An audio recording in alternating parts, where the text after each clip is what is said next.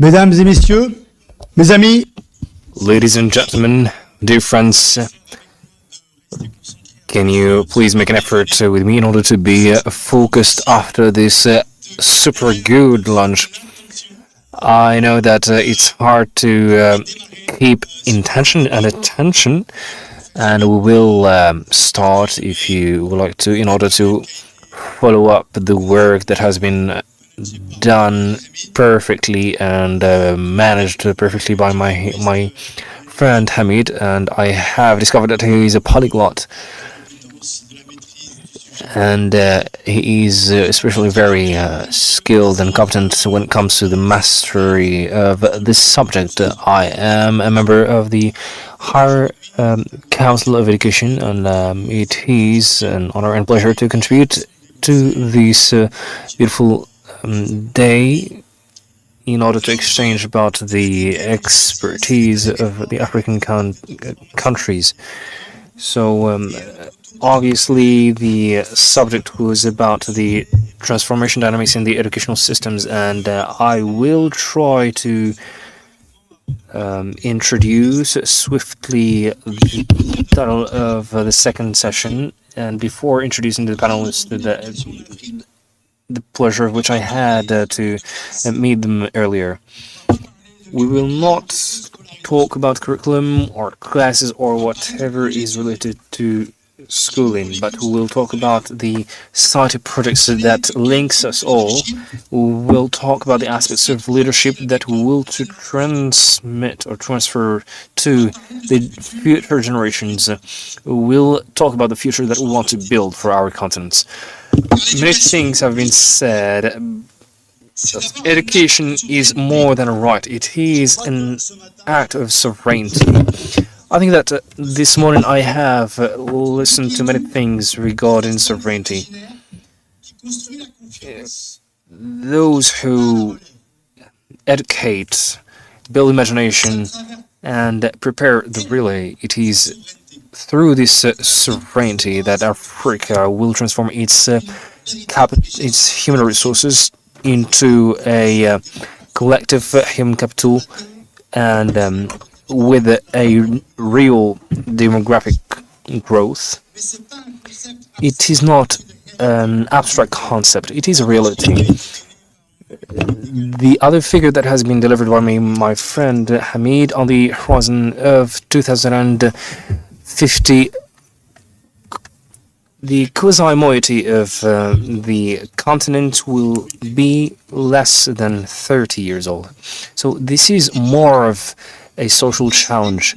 So it's been decades that our states have multiplied their efforts, and we are included. Some of these efforts were courageous, but sometimes they are not completed. But today we have a statement which is reforms are not enough anymore, which is hitherto a veritable change or a real change, and we need to be able to relate or to link some elements. The first of which is the relevance of knowledge among the African economies, and the second, which has already been mentioned, which is the quality of learning and the competitivity of our nation. So we need to link the two. Third element, which is the value of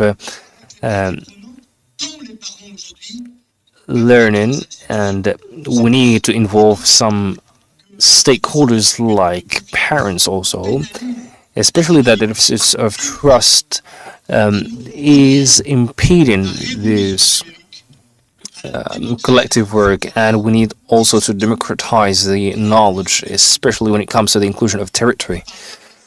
We do not talk enough about the impact of this digital revolution, which is about the territorial ramification and giving access to every male or female access to schooling, no matter what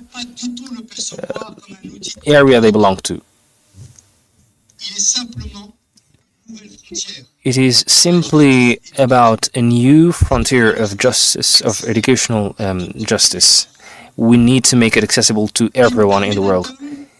It allows us to attain the rural areas, to link schools and teachers of tomorrow, and to build a new educational system and to give the African youth the possibility to innovate and to contribute. And ultimately, Africa will not advance only if it relies on the technological advancements, and if we really act in order to make or to build the education of tomorrow, because there is no technological and intellectual sovereignty that is done without this dimension. Moreover, beyond this reform, beyond this technology, there is a primordial inquiry that has been aborted and which will also be tackled and addressed in the panel, which is the one of governance, because a educational transform cannot be conducted without a solid, coherent and institutional and political framework. I know that the attendees in the room do not have white hair, especially for the ones that are bald, which means that everyone is still young. And I have some concerns that I would like to share with you. The first of which is that national education should be sanctuarized. What does that mean? It should evade the ideologies of pertinent agendas, and especially the ideologies of state policies on the long run. Education is not a short-run vision. It is a long-run one. As you see, many of the Asian universities have been ranked the first according to the PISA assessment because they had policies going on for 50 years, and this ensures the stability of their work. The second point, which is of paramount importance, and it concerns us here, for all the stakeholders that are here in this room, we cannot reduce ourselves to an advisory role solely, because the national councils should have a right in order to state into matters and to drive in order to stipulate how we can build the future generations, and this is of paramount importance, which means that these councils should become drivers or driving bodies that contribute to the evaluation. These are points of effectiveness. Without any further ado, I should mention that our opinions, our studies will not serve anything if we are not capable to study the impact of our studies on the field. Today, we do not need an analysis anymore, but we have attained a level of maturity on the level of continent, which requires more work. I have already expressed my interest in working on the accountability of these reforms, and we need to do or to start more complex work. Nowadays, this analysis of the state of the transformation dynamics, it all goes in the same direction. We should ask ourselves this question: how can some countries reinvent their educational systems and enroots these dynamics in the cultural and social aspects, all respecting the dynamic and scientific research? I will give myself 2 seconds in order to receive our brother from Cameroon in order to talk about the cultural and linguistic differences and their impact on the governance and financing. Our brother from Burkina Faso will talk about the university map that has become a strategic tool in the territorial development and educational development,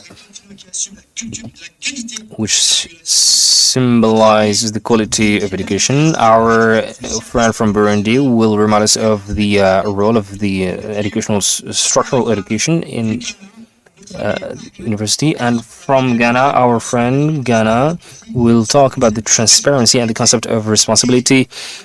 And our brother from the Ivory Coast, Lafi, will talk about scientific research as a strong leverage of transformation, which means that the continent is in mobility and we are mature enough in order to import a true sustainable transformation in the educational system. So these are real components of the definition of transformation on the structural aspect. Haphazardly, while I'm talking on the hour, these were challenges that have been aborted this morning, and we are waiting to know what are the answers of these inquiries. So this should be translated in how Africa can reflect how to govern and assess Africa for Africa. Does not that remind you of a strong commitment of His Majesty Mohammed VI after coming back to the African Union when they stipulated that Africa should be working at the core of interest of Africa? We have conducted an interesting work in order to baptize or to build the capacities in Africa. We have talked since the morning about the social pact of education and trust. So this infinite pact, what is it about? It links the parents, the teachers, the students, and of course the trusteeship administrations, because without shared trust or mutual trust there will be no transformation nor reform. So as I have said earlier, the problem is the teacher, and the solution will be this in the teacher, of course. And this is fundamental. One last topic that I would like to tackle, which is one of AI, because today we should prepare our children in order to act vis-a-vis this tool, because they have AI in the service of AI, but we do not have education in the service of AI. We have AI in the service of education, but not vice versa. And this is very important. AI is a tool, it cannot be more than that. We are getting into the human being more than knowledge, and we can conduct more complex work thanks to technology, of course. And I will conclude that if education is a common good, it is first of all a moral pact, an educational pact, and this pact should be once again refounded, because Africa has now the talents, ideas, and technologies. We should not forget this, which means that today, as Africans, we have burst our vectors, because our friend from Gabon has said it is the right time to connect our convergences, especially after sharing the experience of the collective and strategic work in the morning's panel. So thank you so much for staying awake. And this is why, Madam the President, I have raised my voice, because I wanted to wake you up after this lunch.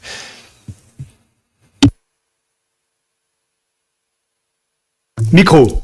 En fait, pour... Actually, for those who do not know it yet, when we have an event in the council, and whenever Hamid and others are delayed, they call upon me in order to be in time and manage this delay. So, ma'am, the president, I will do my best and I will try to manage it the best way I can. So I invite our brother Stephen Ambe from Cameroon, and thank you so much for joining me on the podium here. You are in rush. I wanted to invite you to come to sit beside me afterwards, but you are in rush, right? The floor is yours, sir. But the write-up is in French and in English. So when we publish, we will see what we want to do. Okay. Education reforms in Cameroon, issues and challenges. We have all agreed today that the African countries have deployed strategies to develop their educational system to meet the objectives of various national, international agendas. We doing this paper based on Law number 9804 of April 14, 1998 on the orientation of education in Cameroon, as well as subsequent texts governing education. Just to inform you, the Cameroon educational system has developed within a logic of a dual colonial Francophone and Anglophone heritage. It may be it's a misfortune, maybe it's a fortune. So we'll see. Okay. And that the Cameroonian state identifies numerous issues and challenges and proposes solutions for a better educational system. Now, let's look at Cameroon. I thank our Moroccan partners for giving us the updated map of Africa, with Morocco having the new geographical shape that it has now, not the old one that we had. But you notice that 6 countries surrounding Cameroon, Chad, Central Africa, Congo, Gabon, and what are French speaking, and only one, Nigeria, is English speaking. Look at the map of Cameroon. It has 10 regions. 2 are French speaking, and 3 are English speaking. 2 are English speaking. 8 French speaking. It has a population of 28.37 million people, and there are 3 levels, and there is a middle group of Francophone, Anglophone, whom we call bilinguals. Some are bilinguals for other motives other than being Cameroonians, and many of them learn English to emigrate, not to become Cameroonians. There are 3 levels of education in Cameroon: basic, secondary, and higher education, which we have all heard. The next chart gives us some figures. I'd like you to look at the first one, those that have not gone to school. Those in technical education. You will notice that those in technical education have the lowest percentage, and while those in general purpose education have a very high percentage. Look at schools in Cameroon. We have primary, secondary, and higher education. The government has 14,000 primary schools, 3,000 secondary schools, 11 state universities. In the private sector, there are 8,000 primary schools, 1,500 secondary schools, and 430 institute supérieur d'enseignement, and the totals are there. And then we have professional centers, which are 400 by the government and 800 in the private sector. We notice that according to Cameroon's National Development Strategy, the issues of education are crucial for the socio-economic development of the country. And the SNDT, that is Strategie Nationale de Développement, emphasizes that education is an essential lever for improving competitiveness, productivity, and socio-professional integration of young people.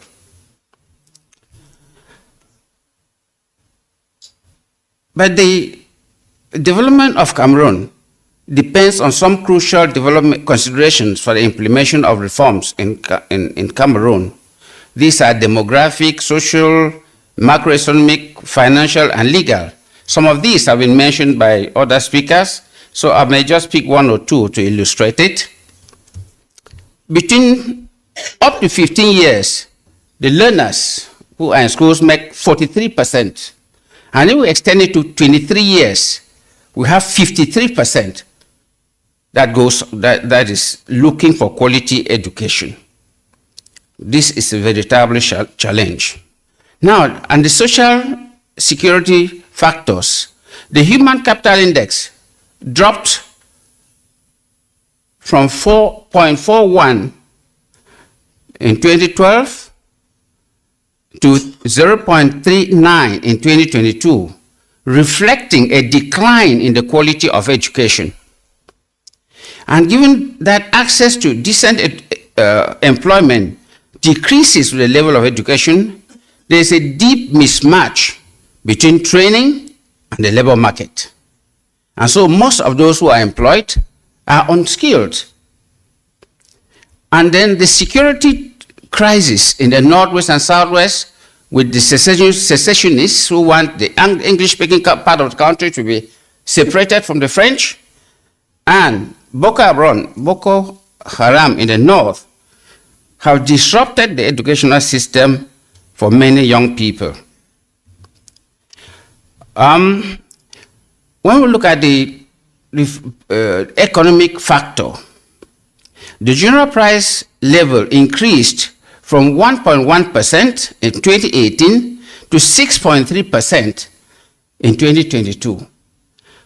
This inflation was the highest since 1995, thus affecting households' ability to send their children to school as household expenses tightened. Oh, sorry.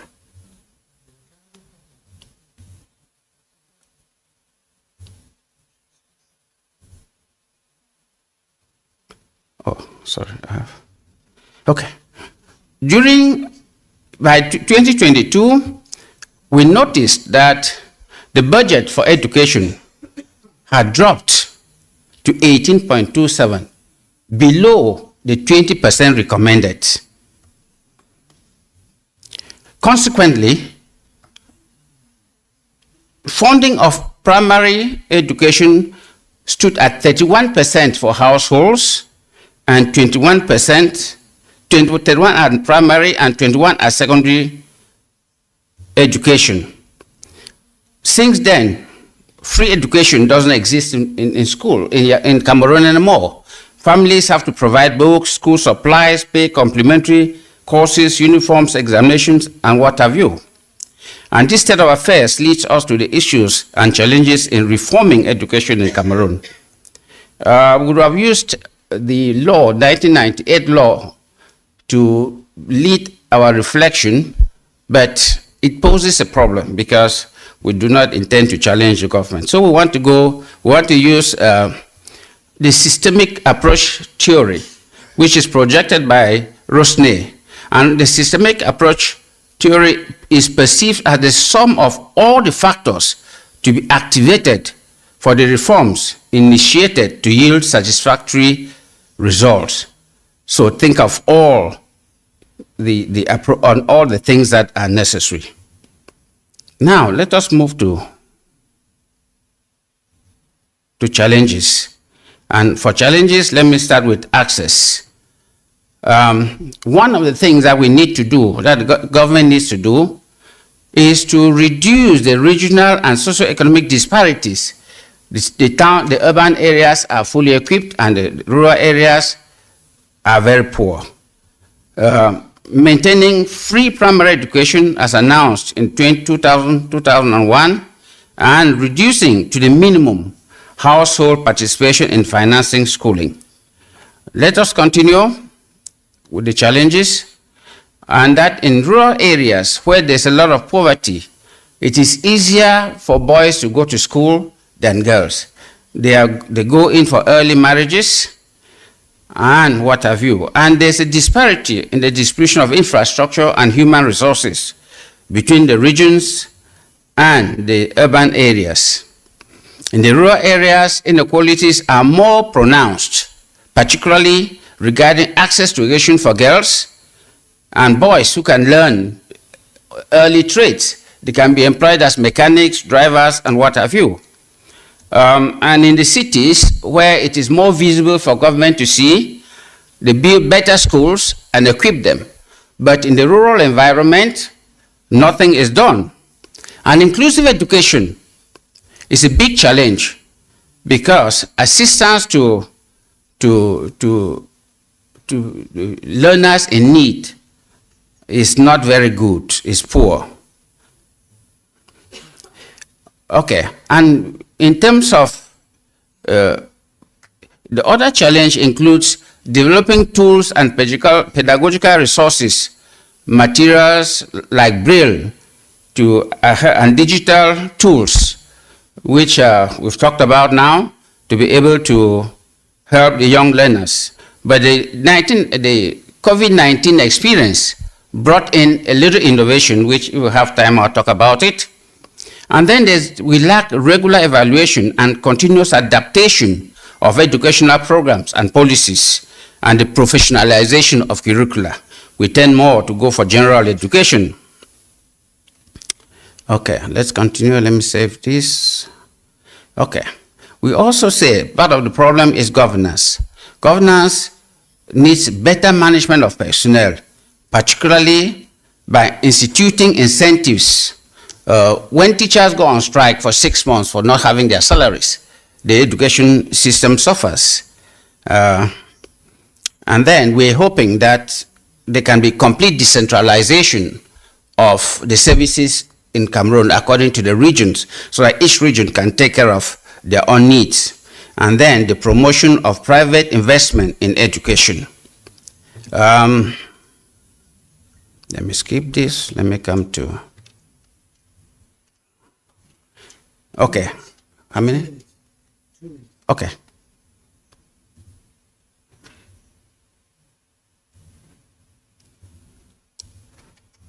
Oh, come on.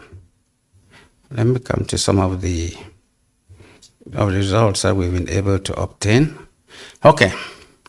By the creation decree of 130 p.m. of December 10, 2018, the Educational Reform Support Program was created, and this is able to take care of statistics of schools and their needs and the numbers per region and what have you. And then the establishment of the CSEFRS, Educational Management Information System platform, which provides all available statistical data in the education sector, was also created. And then the National Development Strategy also put education as a priority on their list of priorities. And then to support the country's industrialization, the government plans to structure its development policy around human capital, focusing on education, training, and employability. I just want to say that in 2022, 2023, the universities, there was no university, and they stopped selection of students for doctorate programs in the university because they realized that the doctorate programs did not help develop neither the institution, the state, nor the individuals. Curiously, a few days ago, it was reinstated. But I believe that the government has done some groundwork to see why they are restarting the PhD programs. And let me say something about the National Center for Education, which is in the Ministry of Scientific Research. The Ministry of Scientific Research, of which I'm part, does only research. And it has institutes, one that takes care of agricultural research, the other that takes care of medicinal plants, and I am in charge of the Institute for Social Science Development. So the CNA is a misnomer, it's an old name, because in the 2019-2020, it produced only didactic materials, but with reforms, they changed it into the Institute for Social Sciences. So I have 130 social science researchers, and we do work, and education is only one of the departments where that is why we are presenting this to you. Well, these are some of the things that I wanted to tell you, and I say thank you. Say it in Arabic, please. Say it in Arabic. Okay, thank you. Thank you, Stephen. Please join me here. Okay. You are right, what you left. As you wish. As you wish. Right now, maintenant, on demande à notre ami Samuel de nous rejoindre. We would like to invite Mr. Samuel to join us. Samuel is Secretary General in the Ministry of Higher Education, Scientific Research and Innovation for the National High Council for Scientific Research and Innovation. Samuel, you have the floor.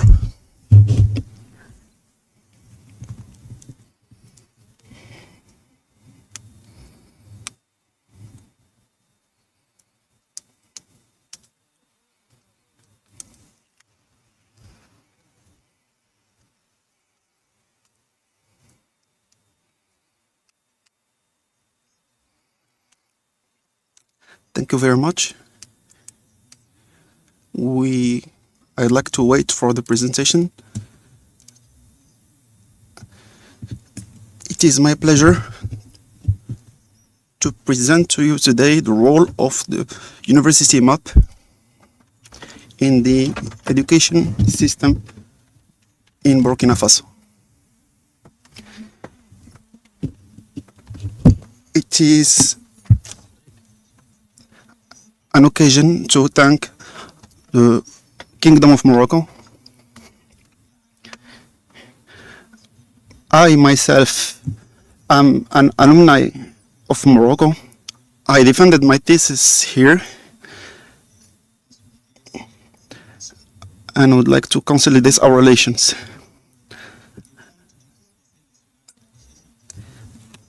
I am today here in the National Council of Research, Scientific Research and Innovation.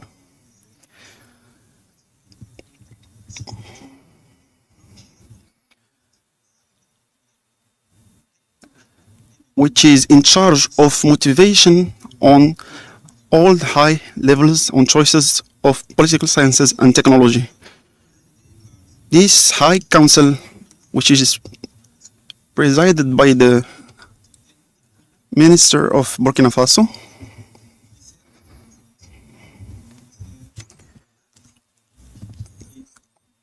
by the Ministry of the Higher Education and Innovation, which I am the Vice Secretary General. I would like to invite you to talk about the university map, and then we would like to talk about the challenges.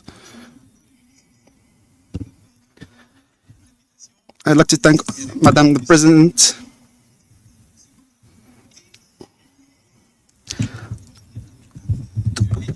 the important role of education and the important role of higher education and research. We can't do anything if we do not have an adequate and adaptive education system to boost our development. So, the university map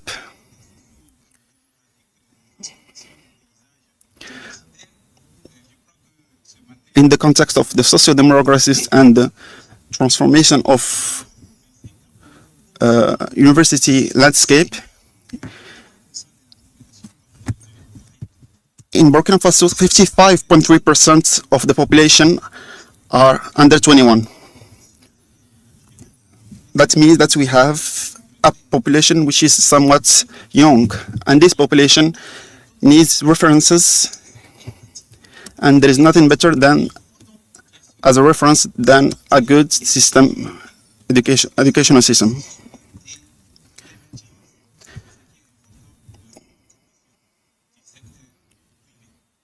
The emergence of the private sector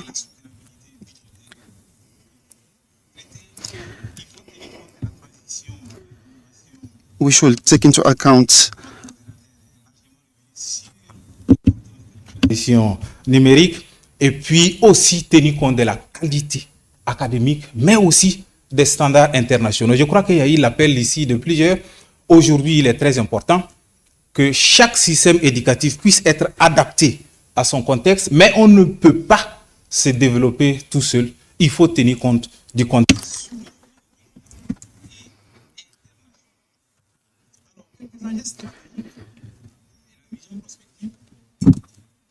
L'objectif de la carte universitaire, c'est de faire en sorte qu'il y ait l'adéquation. The objective of the university map is to answer the socio-economic questions of our nation and to take into account important geostrategic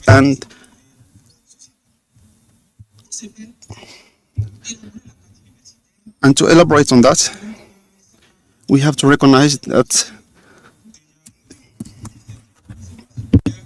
il y a une direction qui s'occupe des statistiques et puis de l'évaluation. Chaque année élabore. The Burkina Faso has 13 regions. Today we have 10 regions, and each region is presided by and has its own autonomy.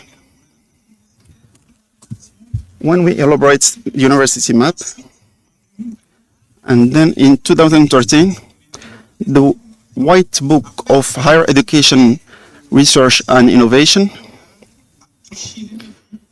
has touched upon the challenges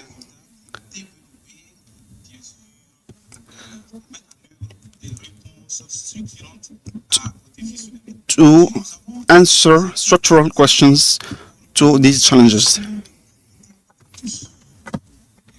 Créé donc en 2024 et cette année donc aussi nous avons élaboré des référentiels de filières prioritaires.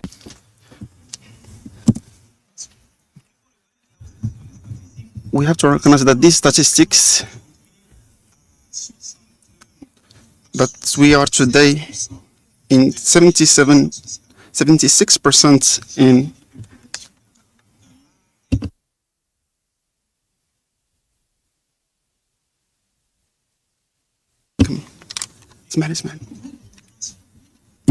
And we need to transform so that the technical and scientific branches can have an important place. So, of course, the tree branches are important, but in order to start a development, we need an important part that is dedicated for technical and scientific branches. So all what has been elaborated should be reflected, and the fields that has been identified are started here, and they draw the attention to many aspects like the equipments, the experts in the domain of our aeronautics and our space, energies, renewable energies and technologies. So all these domains are very necessary in order to develop the competencies in our country, and we are in need of optimizing the offers of training that are aligned with the needs or the national social and economic needs, and trying to answer the needs, the real needs of the market and the challenges of the development of the country. Nowadays, the creation of a university center, the first responsible, for example, for philosophy, if we are developing more of the philosophical branches, we need some pole competencies on the level of the region in every country. So the university map will define this, and we will not have the right to open haphazardly any branch we wish in every region. So probably if you want to open agricultural pole, maybe they will guide you to a certain area and so on forth. So I will talk here about some challenges and perspectives. There are some challenges that have already been tackled, but we are now witnessing a massification. Nowadays, Burkina Faso is comprising 150,000 students, and by far and large, there are about 400,000 that are in the charge of the private sector, and we need to manage that, especially that we have around 136 private institutions in the higher education. So in order to capitalize everything and be able to have a collective contribution on the level of their respective region, in particular domains, especially in economy, agriculture, and so on. So it is about the reinforcement of the employment of youth, the valorization of regional potentials, re-equilibrating the training of branches, and the modernization of educational systems, with which nowadays we have development, the socioeconomic development. Sir, you have 3 minutes to conclude. The conclusion I will do in only 1 minute. As I have said, a university map is a tool of planification and a development which aims at making our university schools and university centers excellency poles of training in priority fields that are defined by a sovereign manner by the part from or by our country. It is a dynamic tool that adapts to our needs, and thank you so much for your attention. Thank you so much, Mrs. Samuel. Please join me in the panel, and I will invite our friend from Senegal, Alioune Badaranian, who is the head of division, National Quality Assurance Authority for Higher Education, Research and Innovation.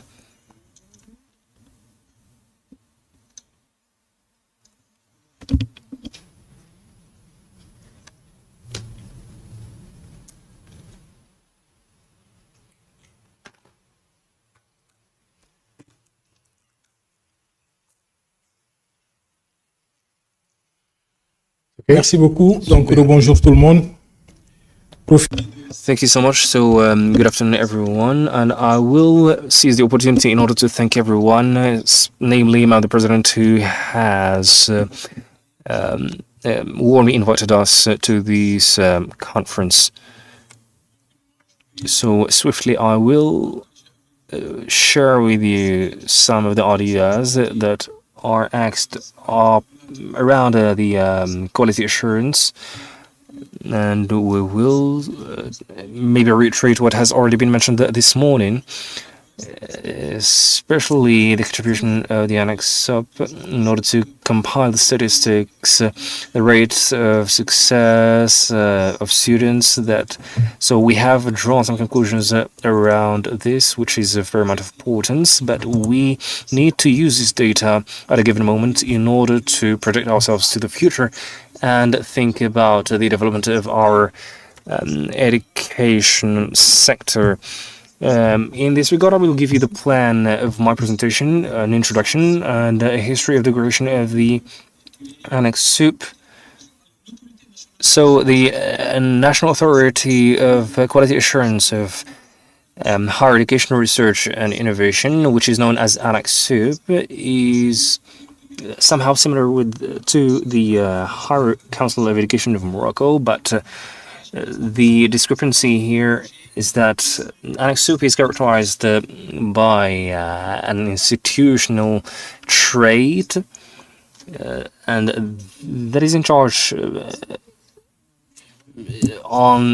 in charge of the administrative aspects of innovation in Senegal. So this is the gist of its role. It's since 2012 that ANAQ-Sup has been created in order to promote a culture of assessment and quality assurance. In 2012, at a given moment, the actors of education and the world of Senegalese education has said that we should mark a stop in order to question our educational system, and this has gathered all the actors of higher education, namely with the presence of the professor philosopher Suleiman Vani, and it has been for months that they are reflecting all these weave-ins regarding the educational aspects, whether it regards students or teachers, pedagogical models, and it is starting from these reflection moments that they have been brought to formulate 78 major recommendations relevant to the quality assurance and assessment by the implementation of these national authorities. And these 78 recommendations, the so-called national consultation, it has evolved and was a muse for the public to issue 11 presidential decrees that are relevant to the ESR, and this directive or the directive of the decree number 3 was of paramount importance to this context. Just swiftly, we have majorly tried to represent in the system of education in Senegal. We have created the higher educations and research and innovation system that we call CSEFRS, and there is also the establishment of this Ministry of Higher Education, Research and Innovation we call MESRI, and under this ministry there are two general directions. And in the heart of this scheme, we have the ANAQ-Sup that organize the private and public institutions.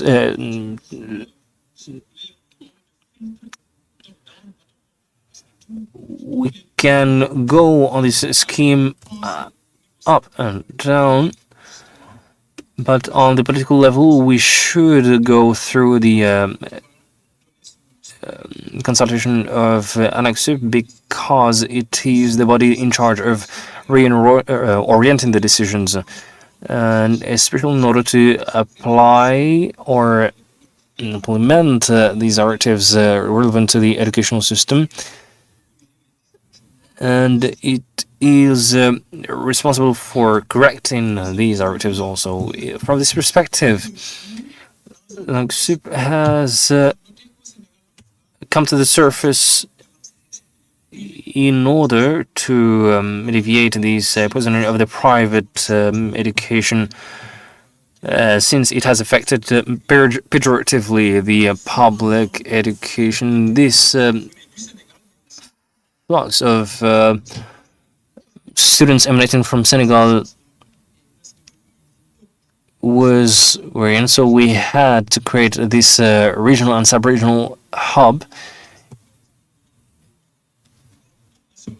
in order to state that the number of nationalities that are coming to the private sector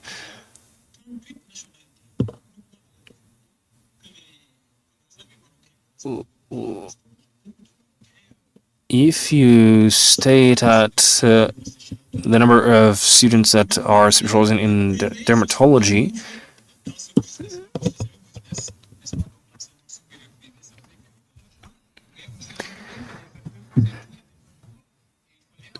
so we needed to have an institution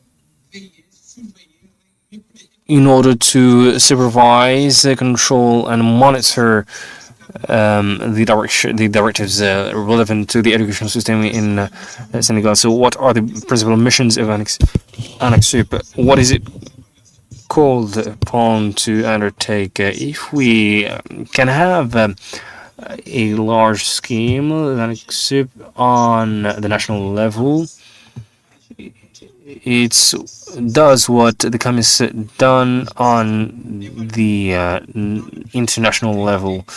So we are trying to assess the programs in order to have an accreditation for the institutions, but also the ANAQ-Sup has a role to direct the major decisions related to the educational systems. So it has an advisory role and directs the Senegalese state in order to make the adequate decisions. And then it has a diplomatic mission also that we'll see it in later on. So we have these two tasks of accreditation and aggregation. So this qualification is done throughout these ministry tests. And the accreditation is only recognized by the state of Senegal. Even for this to conduct studies in Canada or France, they do require these standards of ANAQ-Sup.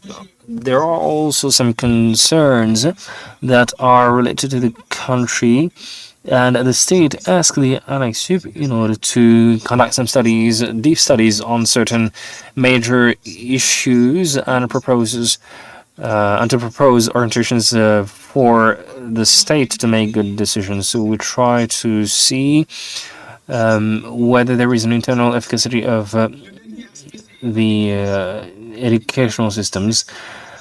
The third element, which is diplomacy and quality, and this is axed on the shining of the ANAQ-Sup on the regional and continental level. It has assumed a leadership and has been considered as an inspiring model in the French-speaking African area. ANAQ has accompanied many African countries, French-speaking African countries, in order to implement their national assets of quality assurance. And ANAQ-Sup continues these dynamic of conquering the world and the continent throughout the FANAQ, which is a network of French-speaking African agencies. And the last example that I will give is the Convention of Addis, or the Agreement of Addis Ababa, which regards the mobility of students and teachers of the higher education. And we also need to have some directing lines. It has been explained earlier that we need to work collectively in order to facilitate the integrated system between the countries. So the last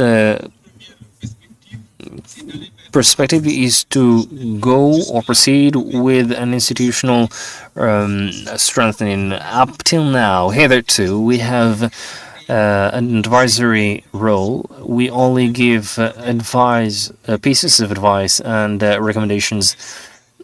But now we need to have or to go beyond that in order to make decisions and be able to shut universities if need be, or redirect others if need be, as mentioned earlier.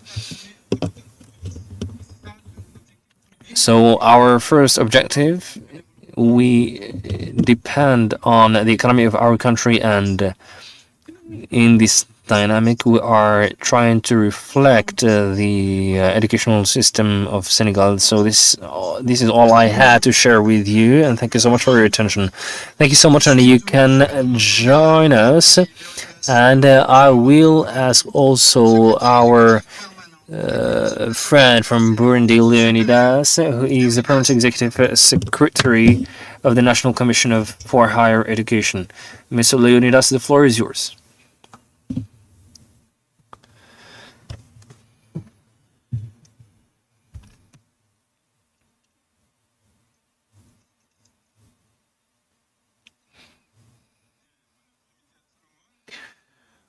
Great. So, good afternoon, everyone, and I will proceed directly.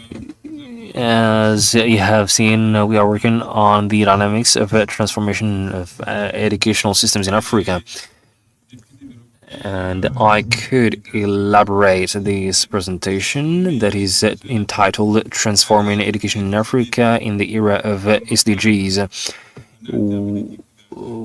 It will see some axes in terms of innovations, common challenges, and we will end up by studying the case of Burundi through the action of the National Council of Higher Education. So in my presentation will be following this plan. I will first start with the introduction, the foundations of educational transformation in the era of SDGs in Africa, innovation dynamics in Africa, and we'll proceed with the common challenges in Africa, and then conclude.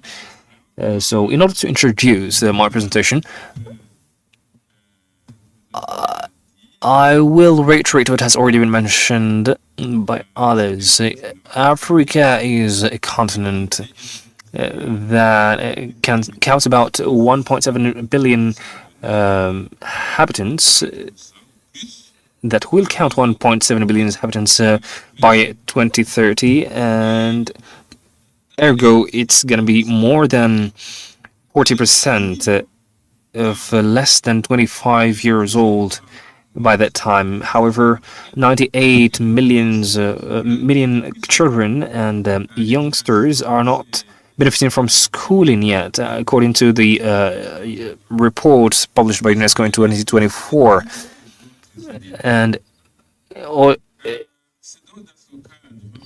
in this framework, we have pondered about some questions, which are how to transform the African education in the era of SDGs, and what are the pending innovations or the innovations in function, and what are the common challenges, and how to do this transformation by act according to the expertise or experience of Burundi. Education is, of course, at the heart of sustainable development, and as you know, the SDG 4 aims at ensuring inclusive, equitable, and quality education, and this SDG in number 4 tries to promote the possibilities of learning or lifelong learning to all students. Anyway, we have some action frameworks in Africa, and namely we have the Agenda 2063 of the African Union, namely the aspiration number 1, a prosperous Africa that is based upon inclusive growth and sustainable development, a continuous strategy for education in Africa, and we have also the African Framework of Codification and Harmonization Initiatives, regional harmonization initiatives, and there are also some regional frameworks that will ensure a profound transformation in Africa. These a continuous strategy, as has been mentioned by Ma'am the President. We have a second generation, if we can call it as such, and it will be functional from 2025 to 2034. And this strategy will be addressing primary, pre-primary, and also secondary schools. All this is done in the dynamic of transforming our educational systems. So we start by innovation dynamics in Africa. We first of all have curriculum reforms that are based upon competencies. We can cite here the case of Kenya, Senegal, and Morocco, to name but a few.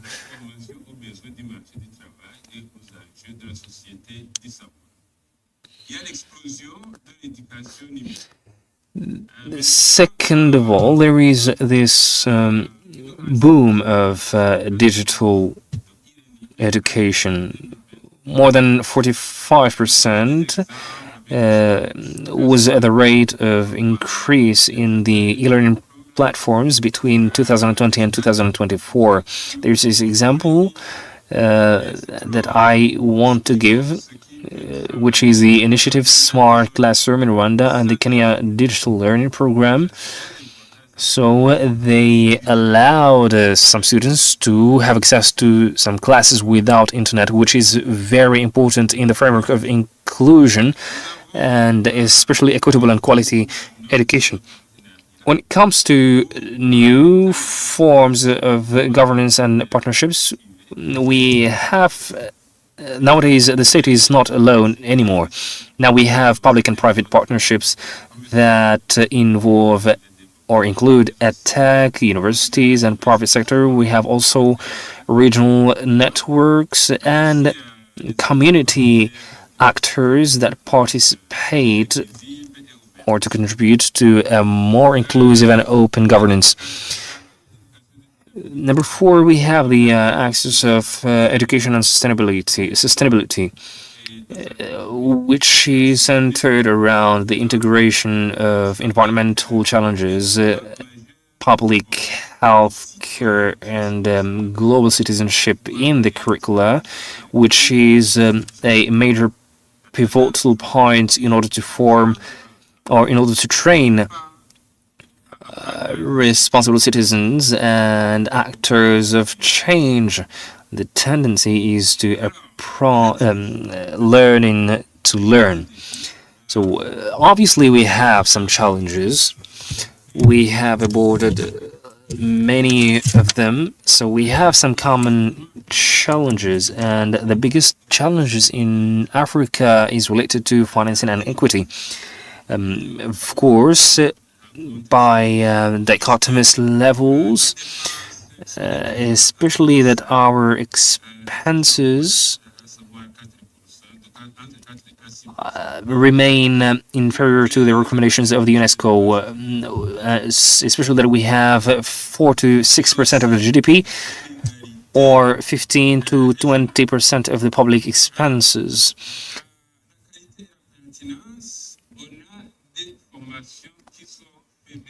As for equality and pertinence, so we have 40% of the students that could already integrate the market labor, and also the inequality when it comes to access. For the case of Burundi,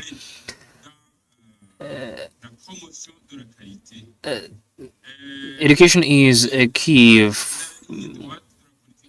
for the promotion of quality education.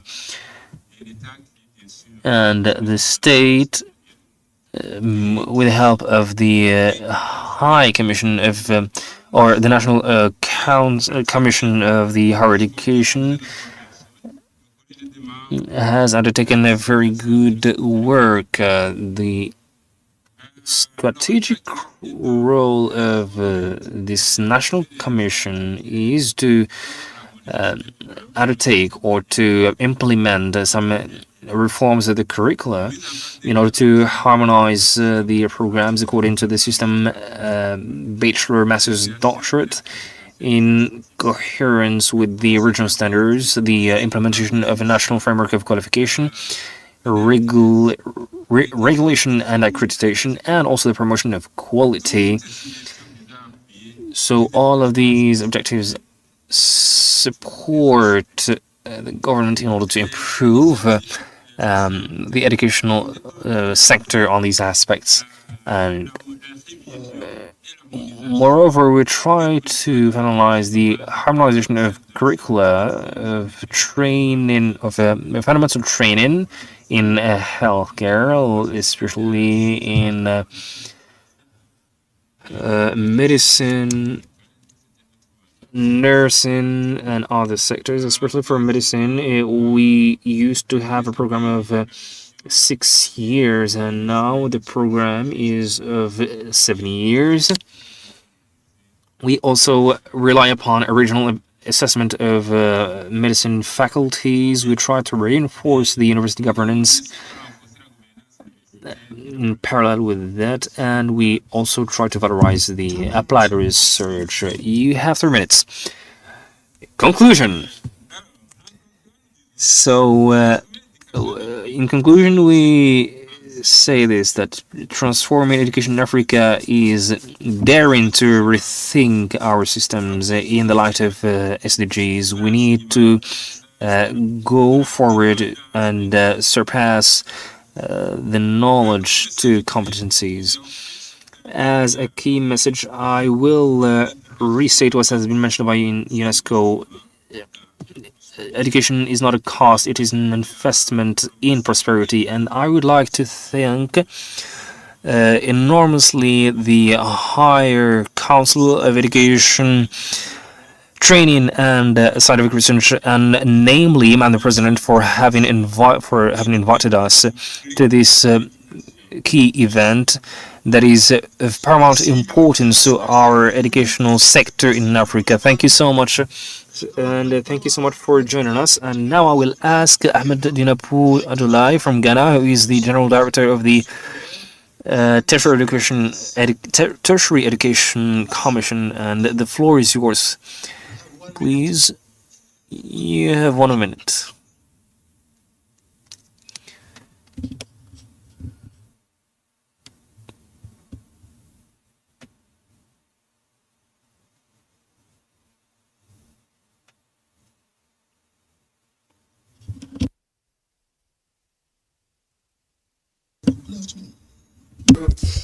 So first of all, let me take this opportunity to thank the president of the Moroccan Higher Education Center for inviting me, and also to commend the staff, especially Leila, for her persuasiveness in getting some of us to be here. I don't know about you, but I feel very saturated relative to higher education in Africa. I mean, I live here as an expert when it comes to higher educational delivery and its organization. And I think the president and her team, I mean, they need to be commended. And if you don't mind, let's give them a hand of applause for what they are doing. Hand of applause, please. That's it. That said, I'm supposed to speak to a very simple topic, from ministry control to coordinated regulation, Ghana's Education Regulatory Bodies Act 2020, Act 1023, and the new Quality Assurance Settlement. Mr. Moderator, I want to be very mechanical when it comes to my presentation. I'm basically going to speak to the various facets of the topic. First, you look at the history of tertiary education in Ghana. It started with the Ministry of Education, which had oversight when it comes to tertiary educational delivery. And the Ministry of Education was involved in approval of programs, institutions, and some aspects of quality control. In fact, the Ministry of Education was mainly responsible for the overall governance and direction of educational policy when it comes to Ghana. With some time, we had the establishment of the National Accreditation Board in 1993, which was responsible for accrediting institutions and programs and setting national standards for educational quality. In addition to this, we also had the National Council for Tertiary Education. This was a body that was responsible for advising the Minister of Education and giving policy clearance when it comes to tertiary educational delivery in Ghana. Today, we have the Ghana Tertiary Education Commission, a body that is established as a combination of the erstwhile National Accreditation Board and the National Council for Tertiary Education. So these two bodies are no more. They've been replaced by the Ghana Tertiary Education Commission, which was established in 2020. The body is responsible for setting standards, accrediting institutions, evaluating foreign and local qualifications, and ensuring quality and relevance in higher education across Ghana. In fact, the Ghana Tertiary Education Commission regulates tertiary education in all its forms when it comes to Ghana. From teacher training, diploma awarding, technical education, and universities. The Ghana Tertiary Education Commission regulates everything. In Ghana, we have 24 chartered private tertiary institutions. What it means is that these institutions can award degrees. We have traditional universities, 16, regionally owned university, 1, public technical universities, 10, private tertiary institutions, we have 94, public colleges, 49. In all, we have about 310 tertiary institutions that are regulated by the Ghana Tertiary Education Commission.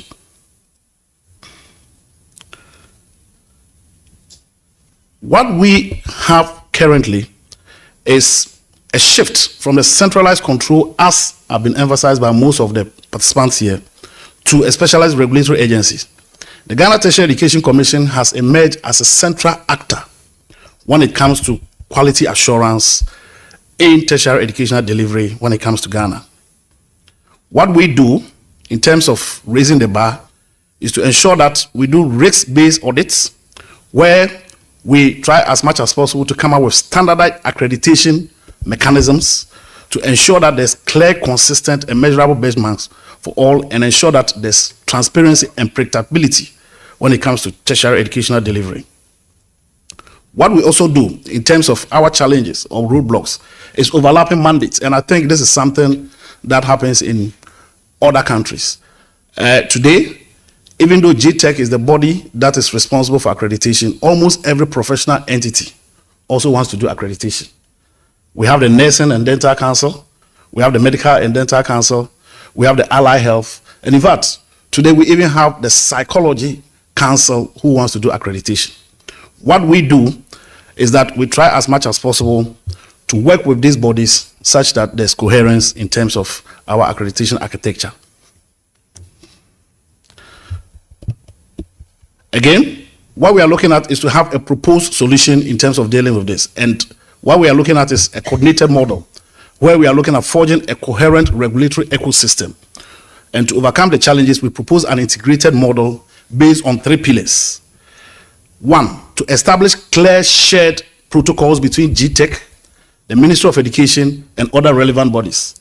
I think during the presentation before we went for lunch, a question was asked as to where the place of the regulatory agency when it comes to the framework.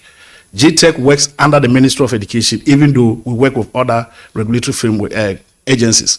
We try as much as possible to eliminate contradictory directives and duplicate processes.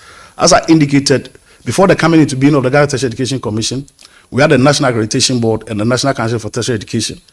These were institutions that were overlapping. That's what brought about the Ghana Tertiary Education Commission. Again, we are looking at creating a unified front and consistent expectations when it comes to all institutions in Ghana. What we are trying to do is to develop a unified tertiary education management and information system where each and every individual who wants data when it comes to tertiary educational delivery in Ghana can source that information. And we believe that this will bring about seamless data sharing between regulators. The benefits associated with this, we believe, will reduce institutional reporting burden and provides a 360-degree view for risk-based oversight and enhance transparency and trust.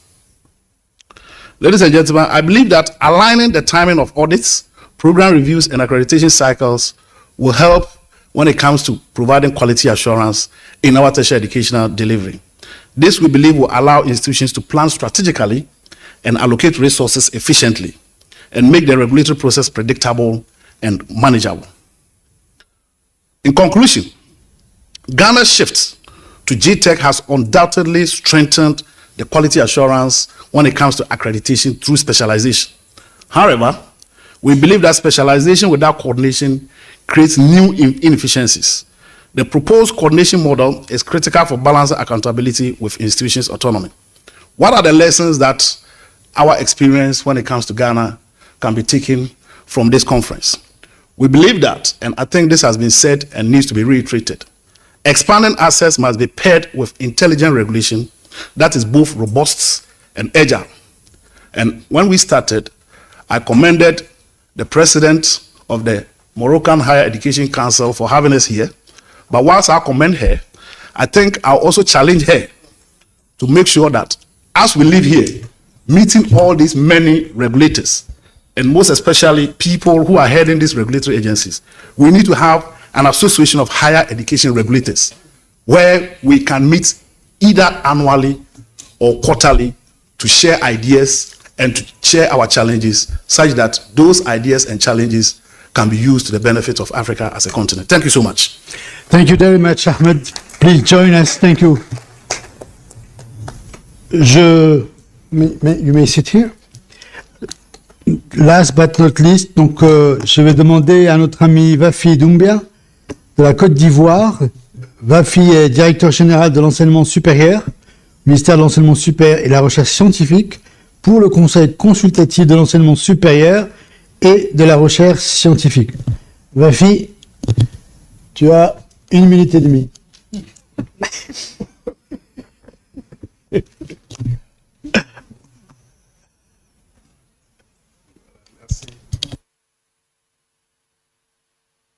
Moderator. So thank you so much, and I would like to start by warmly thanking the President of the Higher Council of Education in Morocco and all the staff that has accompanied us in this long mission and journey. I also admire this council, and by discovering their headquarters today, I was astonished, and I have discovered that it is a constitution institution, and this denotes the importance that is attributed to the educational system by the state and by the Moroccan Kingdom. And I say this because we in Ivory Coast, we do not have such a structure of educational systems. We have 3 ministries, the Ministry of Education and Alphabetism, Literacy, the Ministry of Higher Education and Scientific Research, and Ministry for Professional and Vocational Training. It is also an opportunity to thank the Kingdom of Morocco, which is a wholeheartedly beloved brother, and they have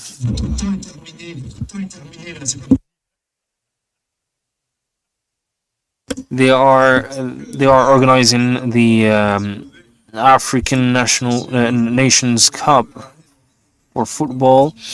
So this is also a good opportunity to reiterate our relationship or in football, but I will now try to focus on my presentation, and the plan of my presentation will be as follows: the introduction, the presentation of the higher education system in Ivory Coast, the institutional assets and the academic assets that are implemented, and in order to proceed with the strategies and reforms implemented since 2011, I will present the major achievements in higher education and the major reforms in order to namely respond to the issue of adequation between training and the job market, unemployment, and I will conclude afterwards. Sorry, but when they prepare my PowerPoint, they like to add these effects. So my introduction, since the school entrance 2012 and 2013, Ivory Coast has been committed in a vast reform program of its educational system. In this program, we include the promotion of access to education, and we compel the children of Ivory Coast to go to school until the age of 16 years old. We have also been focusing on the reinforcement or strengthening of school infrastructures and university infrastructures, the recruitment. Nowadays, we have thousands of primary and secondary schools, even in our villages. We have proximity villages in which there are enough schools, and equally, we are trying to develop universities in Ivory Coast, and our objectives is to attain 14 universities in all over Ivory Coast, and these universities are situated in the big regions. And we should take into account that we are working in order to install more of these infrastructures, of course, this work is contingent upon our economic potentials. We need, of course, infrastructure, but we are also in need of teachers, and this is why we have been immersed in a wave of teacher recruitments and permanent staff. We have recruited around 700 teachers annually during the last couple of years, which is a real record in the Deep Africa and the Sub-Saharan Africa. Moreover, we have undertaken some institutional and pedagogical reforms in order to promote the employability. As I have mentioned, this concerns the entirety of the educational system, but I will focalize in my intervention on the higher education and scientific research in Ivory Coast. So I will deliver a succinct presentation of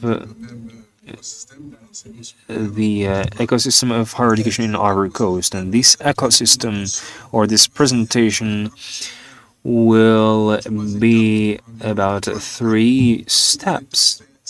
The first of which is before 1990, which corresponds to the period of transformation. I will talk about this later on. And the educational system in general, and in particular the higher education in Ivory Coast, was ranked among the best in the French-speaking Sub-Saharan Africa. And its training offers were comparable to the international higher education systems, allowing the Ivorian students to effectively pursue their studies in all the university systems all over the world. And I would like to mention once again Morocco for their work also that allow our students to come and benefit from your training and schooling, and this is always maintained. And however, there are some difficulties that we have been facing since 1990s. And there is also the second phase of that lasted from the 90s until 2011. And we have in this framework worked on a dynamic that was confronting the drastic reduction of investments in the higher education, especially in favor of the structural adjustment programs. And this was the major problem of the phase between 1990 and 2011. So since the start of the 90s, the higher education has been constantly disturbed, especially because of these political mutations that the country has known. So I will try to proceed swiftly in order to be in time. The consequences of all these crises is that we had a reduction of teaching programs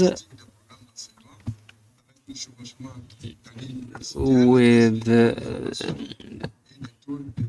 dropout of university years.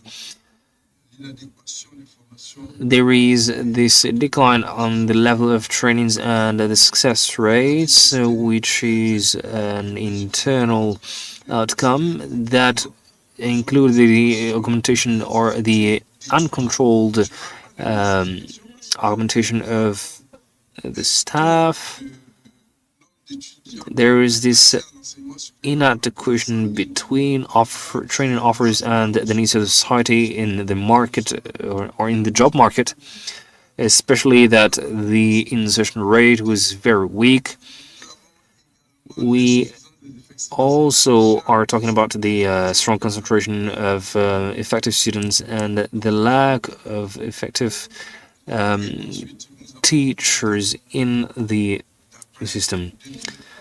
And then we have this phase that has come after 2011. This phase will focus on reforms in order to correct and try to find solutions to problems that have been accumulated since the 90s. So in order to answer to this, we have the institutional assets. We should say that the Ministry of Higher Education and Scientific Research, in its organogram, it is not very comprehensive. There is the General Direction of Higher Education that I administrate. There is the General Direction of Research and Innovation, the General Direction of Quality and Evaluation. There is also the National Agency of Quality Assurance, the ANAQ-Sup, that has been created not so long ago, and this Observatory of Professional Inclusion and of graduates of higher education. And there is also the decentralization universities, decentralization programs. So always in the framework of the institutional asset, there is the law of 2023 that is relevant to the higher education, research and innovation. This law will organize a set of bodies, of governance bodies, from which I would name the National Council of Higher Education, Research and Innovation. It's not the same one as Morocco's Higher Council of Education, but it is focusing on all what is relevant to the policies of education. Also, the Conference of Higher Education Institutions, which is also a validation body of all what is relevant to the governance in the higher education. There is the Conference of Research Institutions, so we also have some commissions that are in charge of diplomas equivalence and the recognition of equivalence. Also, the Interministerial Technical Commission that opens the creation of higher education institutions. When it comes to academic assets, we have more than 300,000 students, which amounts to 53% of the students that are enrolled in public institutions and 47 in private establishments. And Ivory Coast had to manage this wave of students that emanate from private sector. So this has affected the students that were benefiting also from public university, the cost of which we paid as a state. There are already 9 public universities, and always in the academic assets, we have 2 big public schools that are under this trusteeship of the UBU.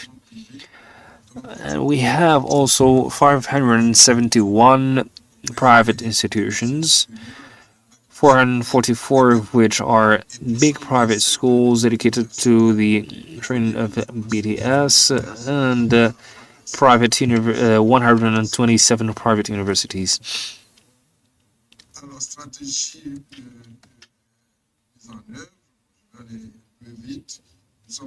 As for the implemented strategies, since 2011, we now have a virtual university that tries to democratize information. It is the biggest university of Ivory Coast because it occupies a vast territory of its field. There is also the construction of the building and the opening of the University San Pedro that has been launched during the university year 2021 and 22, the elaboration of a national political institution. So I will here talk about the major achievements in the higher education. There is also the revision of the legal framework and institutional framework of the higher education and research with the law. And we try to always continue the revision of the BDS programs, and we try to implement a action plan, bachelor's, master's, doctorate. In order to proceed, we have tried to implement some professional and complementary trainings and specialization trainings of short term that end by certificates of competencies that reinforce the offer of technical and vocational training in the big universities of higher education.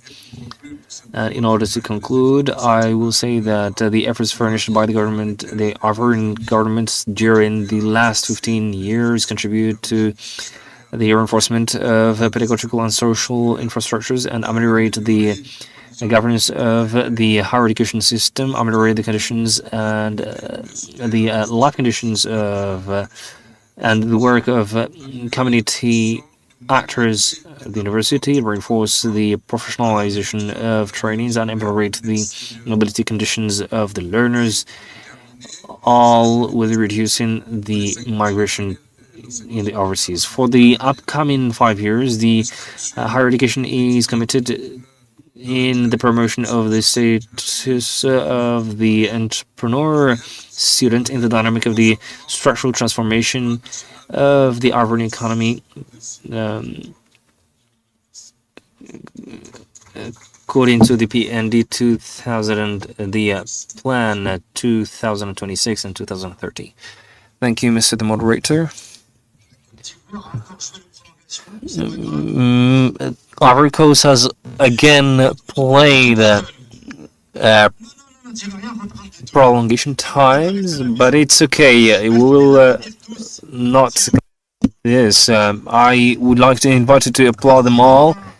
Thank you so much for keeping time as it should be done, Madam President. I have managed to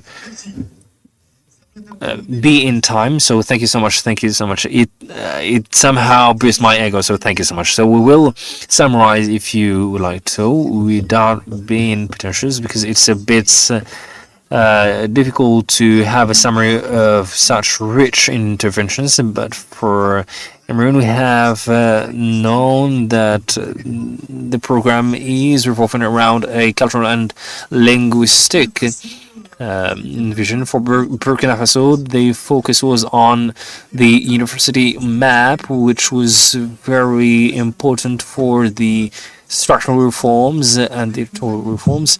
With our friends from Senegal, of course, it is the lighthouse, especially with the expertise they had and with developments they know or they witness in order to advise the other councils. So for Burundi, through the commission, the National Commission of Higher Education could generate effectiveness, and which is a very good example as well. Our journey to Ghana with our friend Ahmed, who has demonstrated how governance that is based upon transparency, responsibilization, and accountability was a leverage of performance in the educational system. And last but not least, our friend from Ivory Coast, who had some additional minutes, has talked about science research that has been at the heart of the transformation strategy of the educational system in Ivory Coast. Thank you so much all for your interventions. Maybe we'll take 2 or 3 questions, if there are any. There is also a difficulty to raise the first question, so I will offer 2,000 to pose the first question. Yes, Mrs. Lassie, but you will not have 2,000 euros. Maybe you will have 2,000 francs, and that will be all in order to optimize the costs. And maybe we can proceed with Mrs. Mohammed. Thank you so much, and I would like to thank the speakers for their excellent presentations. I would like, first of all, to board in the different agencies nowadays. What are their perspectives? And we have listened to the expertise of Senegal, and I would like to thank him for that. What is the perspective of the free trade in Africa? Can we have some common standards in Africa, especially under the framework of the continental African programs? I think that we can succeed all if we follow. And how can these agencies approach this question in order to aim in reality to have in direction lines in order to have an equity of education access in the entire continent? Second question.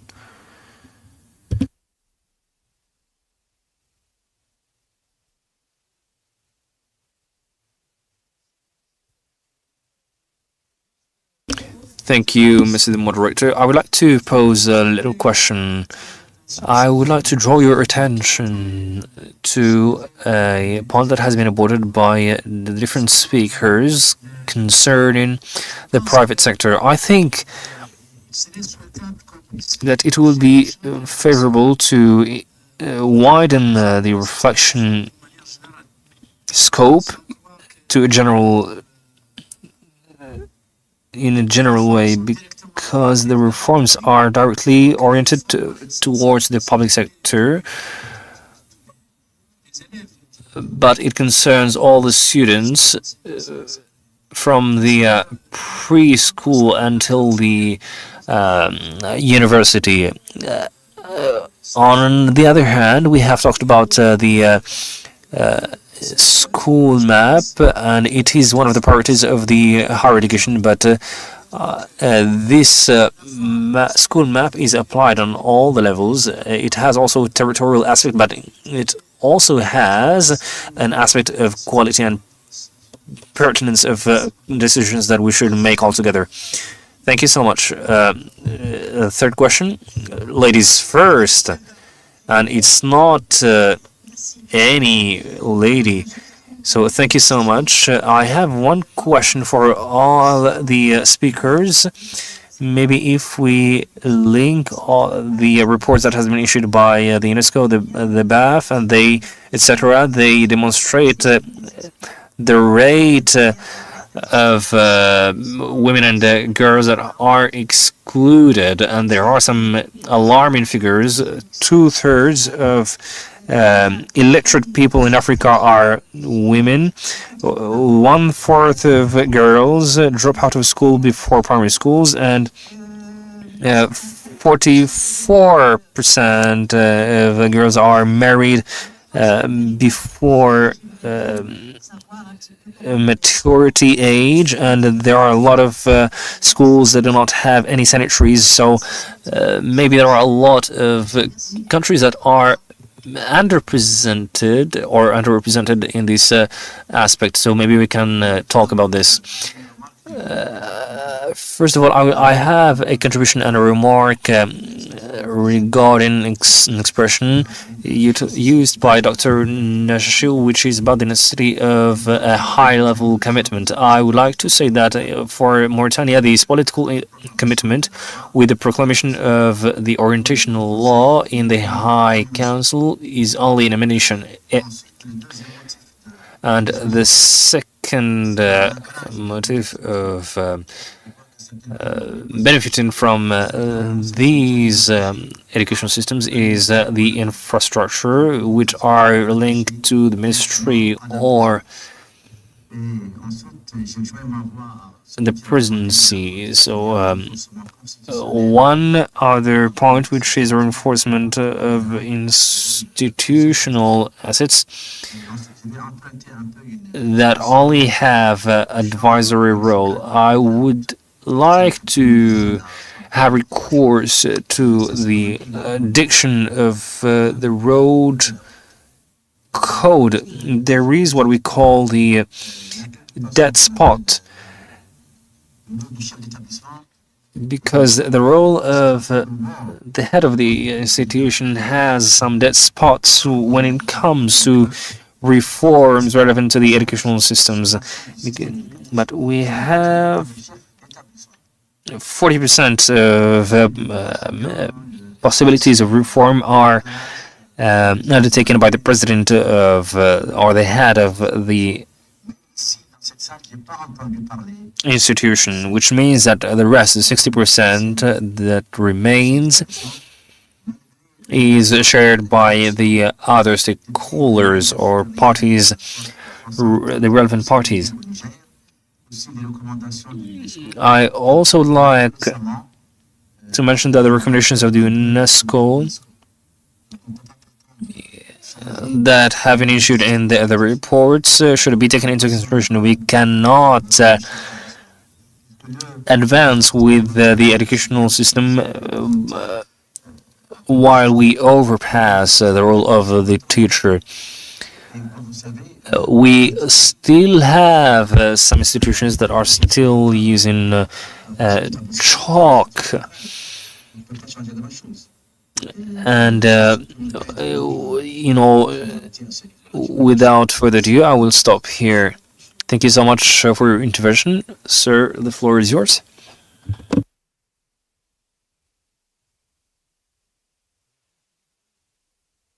There is a little button on which you can press. Thank you so much. I have a little remark.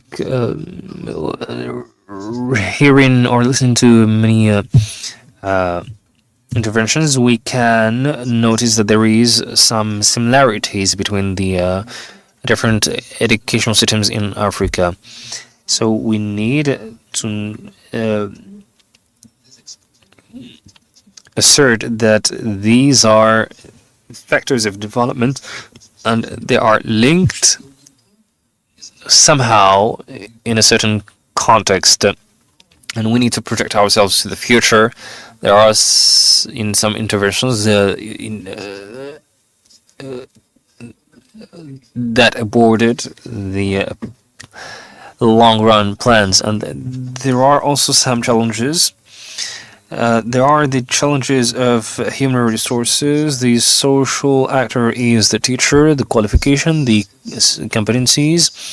These are the drivers and the major variable that can ensure the transformation. But I will also focalize on two constraints of paramount importance. The first of which is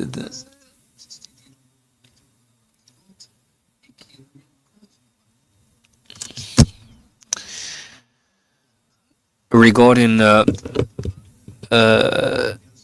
some plan that has been standardized in order to measure the discrepancies, and we try to detail the itineraries and study the models. And now there are some very swift transformations, and there are some models that are unable to adapt. And another constraint which is relevant to the digitalization and especially artificial intelligence. And I think that it is a matter of the past.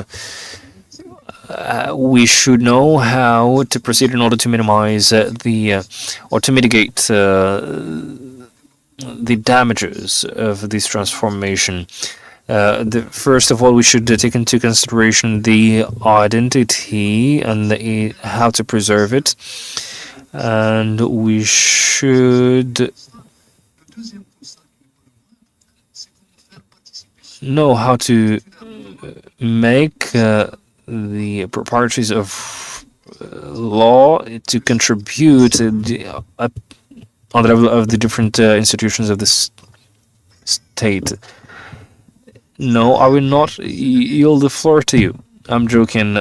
You have the word, and afterwards I will give the word to Mr. Salah. Thank you so much for all the speakers of today's sessions. I would like to pose a very specific question regarding the roles that are played by the council. These are a role for the majority, if not for all, an advisory role. We should not deny that the effort you are furnishing has a feedback on the executive level. Do you think that it has a favorable echo when it comes to the public policies? Thank you, Mr. Salah. The floor is yours in the back. Thank you, Mr. the Moderator, and I would like to thank all the speakers for their excellent presentations. I will also take some things in order to thank our colleagues from Ghana who have created some African bodies in order to link some associations, and it will be interesting to reflect on how to harmonize and unify the educational systems in Africa so that we can have mobility, real mobility and real exchange and common accreditations. I will reiterate the statement that is referential regarding skills and competencies. And we should also unify the glossary of trainings in order to be able to have these competency referential on the level of Africa. Thank you so much. Thank you so much. Maybe a last question in the back, on the left, on the right, maybe in the middle. It is up to you. Perfect. So I will ask the panelists to ask the time to answer to the questions that have been raised, and I will give you 2 minutes each in order to answer the questions, and also to conclude, maybe only 2 times. This is the only time that is attributed for the prolongation. Maybe we'll have our friends who will talk about the private and public sectors in order to clarify more the matter, and also from Amina, who has asked how we can manage the inclusion in the educational framework, because there have been some figures that were worrying. The role of the head of institution in the light of reforms, the actors and the managers of the field. We do not need an or, but we need an and. It's the teachers that we need in order to promote this governance, and in the framework of the complex situation of the world, with uncertainty, of course, how can we rethink and reinvent our situation? And how, with technology, how can we integrate technology without questioning it? Because nowadays we don't have the choice, we don't have an option. Tomorrow's world is based upon this technology, so we need to dare in this matter. And also there is another question regarding the role of the different councils. There are some councils that have a role that goes beyond an advisor one. And last but not least, the referential aspect of competencies that has been absolute, especially when it comes to that requires new skills and therefore a new referential. So I try to resume the questions that have been awarded by our friends, and I will yield the floor to you in order to answer to these questions. And as I have mentioned earlier in the introduction, it is somehow normal because our content has reached a level of maturity, a level of mastery. So it is logical to have this kind of similarities. So, dear friends, you have the floor, and we'll start from the left. You have 2 minutes in order to answer the question. Thank you so much, Mr. the Moderator. I think that I could not note all the questions, but I will maybe answer those who have been addressed to me directly or indirectly. Mr. the Minister has talked about the school map. Actually, we distinguish between the school map and the university map, and we have witnessed a development of a university map of the educational system, especially in the light of regionalization, because nowadays in the university we only receive the life costs that are emanating from the secondary school. So we need a certain coherence in the entirety of the system, and nowadays we have an opportunity to avoid errors, but we should not be afraid of making mistakes, and we have we need to have a firm will. This university map has been debated in the Council of the Ministry in order to say that it is very important and we need some rigor in this work. And I would like also to recognize and greet Mr. the spirit of the president, Salah Plassa, who has stated that we should still push even after 10 years of efforts in order to achieve better results. There are some shortcuts that have been created. If we wish, we can first of all go through the classical system. So all this is included in the traditional, the educational system, and the private sector should not be competing with the public sector. When it comes to the problem of healthcare, we cannot say that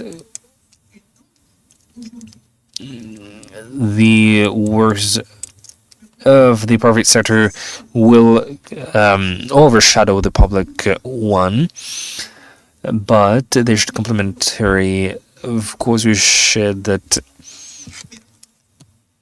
starting from now, we should have at least 50% of permanent teachers in the private sector.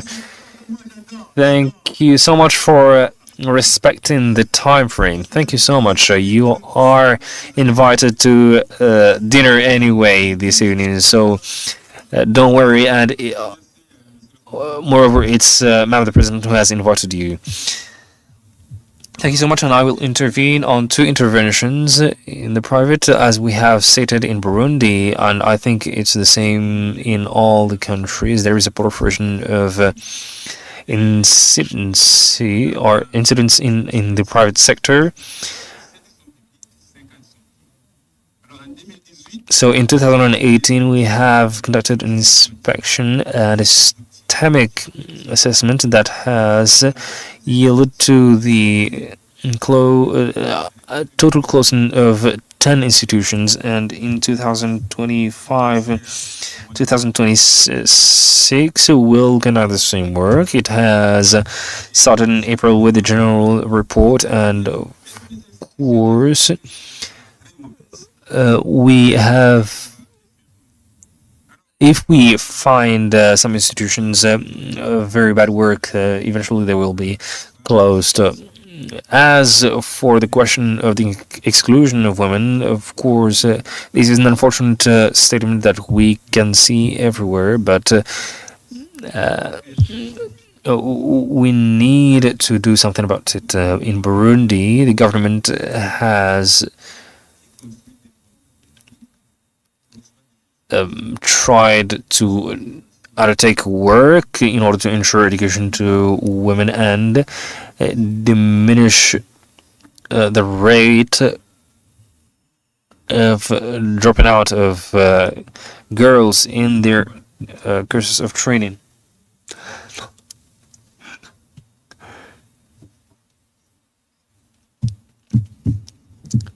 Okay, Ivory Coast, the floor is yours.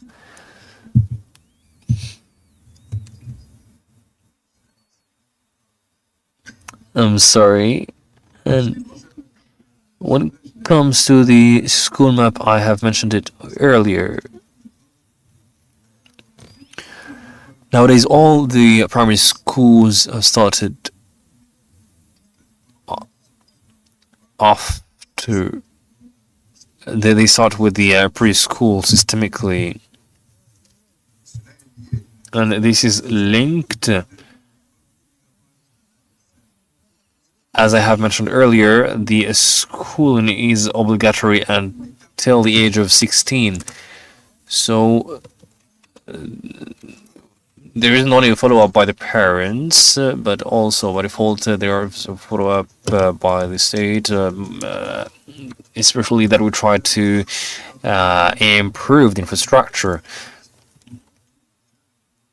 And the inclusion already starts by the obligatory inclusion, the obligatory schooling until 16 years old, which means if you will have one girl and one boy who are constantly competing in order to obtain a scholarship or grant. So systemically, it is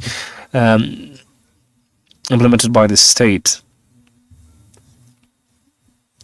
However, we don't think that we have enough girls that represent the female students in Ivory Coast. And I think that someone has mentioned it earlier this morning when it comes to the equipments of institutions for the when it comes to the call for applications, there is still some work to be done, and I will stop here and yield the floor to my colleague. Thank you so much, Mr. Ahmed. Do you want to proceed?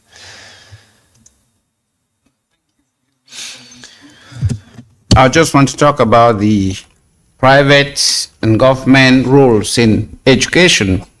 What is observable is that most government schools are characterized by indiscipline.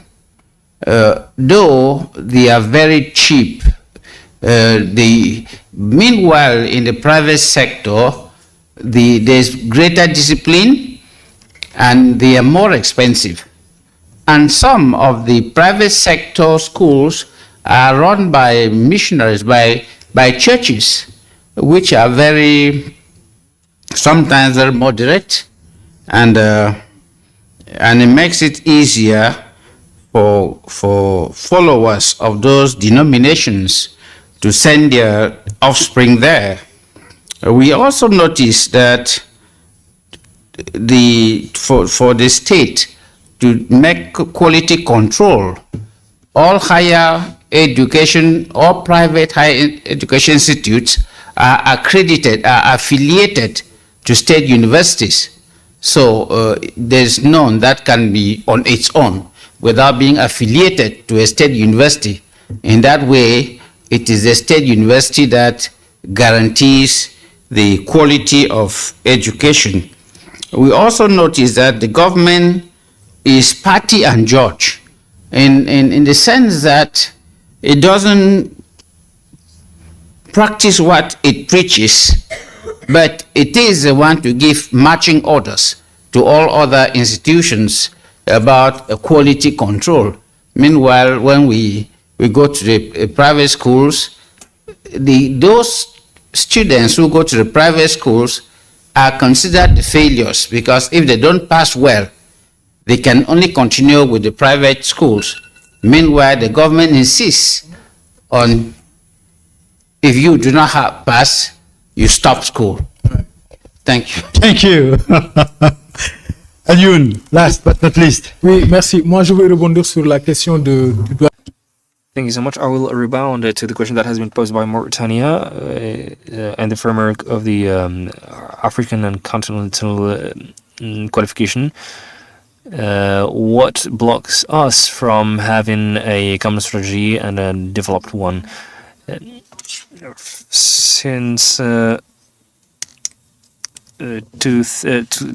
September up till this day, we have organized an event in Mauritius.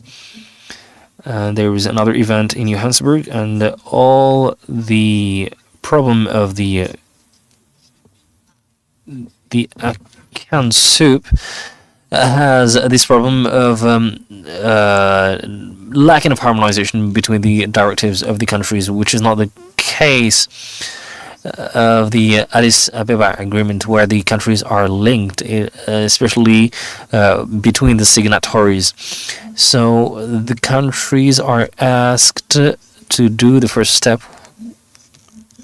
at least in the framework of qualification. This is how it starts, and then we can develop through an accompaniment. The second point, I have mentioned that there is no African project in the framework of an education system that is not financed by the European Union. We do not develop strategies. So the European Union provides the budget and the money, But we also need to develop the strategy on our own, and we need to accompany the country. And I'm trying to say that the French-speaking African countries are developing, and the Senegal is one of them. And the English-speaking countries are doing better efforts, especially Kenya, Uganda, and it is only a matter of, well, the framework is already defined, and there isn't a legal framework that is imposed. Thank you so much, Mr. Yoon. Thank you, dear friends, for your contributions. Madam the President, thank you so much for having initiated or launched these days sessions. It's not a question, but I want to know what is the impact of the Council's actions. And I would like to give an answer to this. For us in Gabon, we have concluded that in order to have more effectiveness, we should issue a decree that the President of the Council is the President of the Republic, and the action of the Council are deliberated during the assemblies of the Council. So thank you so much for this contribution, which is of paramount importance. I don't know if it is applicable in our case, but I think it's an interesting point. Thank you so much, ladies and gentlemen, for this exchange. And I have a proposal to make. Maybe if we can have you more by the end of 2 days, we'll have a first declaration in Rabat. Maybe it will be an initiative, and do not leave Europe to guide us, and we can have better Africa, or better Africas in the plural form. Thank you so much.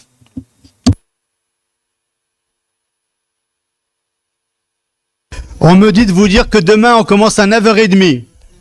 They told me to inform you that tomorrow will start at 9:30 a.m.